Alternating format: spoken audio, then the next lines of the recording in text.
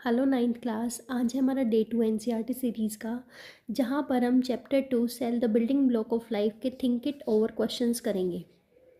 So first question is where does a cell come from, कि जो cell है वो कहाँ से फॉर्म हुई है। डिस्कस करते हैं where does a cell come from. अब कोई भी सेल कब फॉर्म होती है, जब कोई पुरानी सेल है वो अपने आप का डिवीज़न कर लेती है तो वो नई सेल फॉर्म कर लेती है। So all cell come from pre existing cell through division. This means a new cell is formed only when an existing cell divides. मान लो मेरे पास ये एक सेल थी पहले, अब इस सेल ने अपने आप को जब डिवाइड किया तो इसने नई सेल फॉर्म की। मतलब जब कोई भी नई सेल फॉर्म होगी तो कब होगी, जब वो पुरानी सेल अपने आप को डिवाइड कर लेगी, ब्रेक कर लेगी।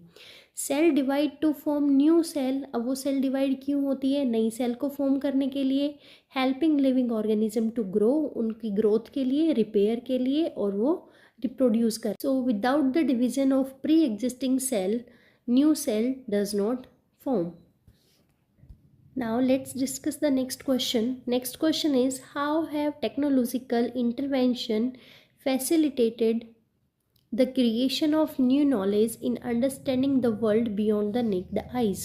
जो नई टेक्नोलॉजी इंटरवेंशन हुई है उसने कैसे हेल्प की है नई नॉलेज को क्रिएट करने के लिए, so that we can understand the world better beyond the naked eyes. Answer discuss करते हैं अब इसका. Microscope help us things that human eye can not.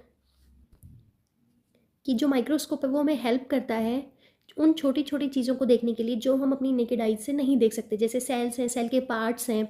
So the human eye can not see object smaller than about 0.1 mm. 0.1 mm से छोटी चीज़ों को हमारी eyes नहीं देख सकती हैं.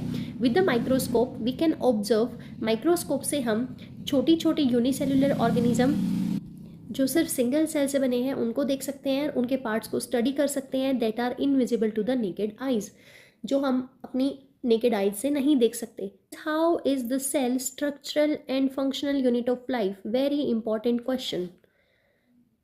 डिस्कस करते हैं अब इसको.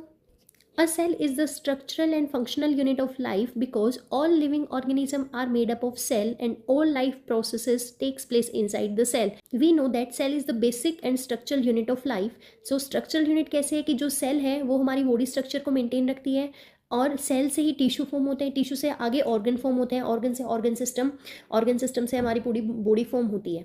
नेक्स्ट है functional unit.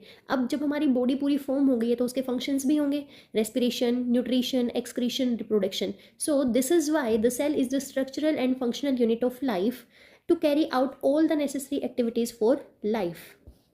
How does a cell multiply? जो सेल है वो मल्टीप्लाई कैसे होता है, डिस्कस करते हैं.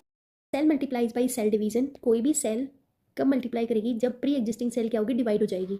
इन मल्टीसेलुलर ऑर्गेनिज्म. मल्टीसेलुलर ऑर्गेनिज्म वो ऑर्गेनिज्म जिसमें एक से ज़्यादा सेल्स प्रेजेंट होती हैं, जो एक से ज़्यादा सेल से मिलकर बने होते हैं. Of cell work together.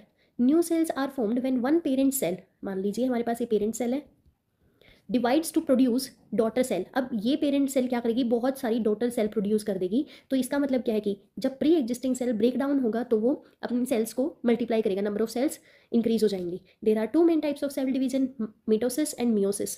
Mitosis किस लिए होता है? For growth and repair of cell, and meiosis for reproduction.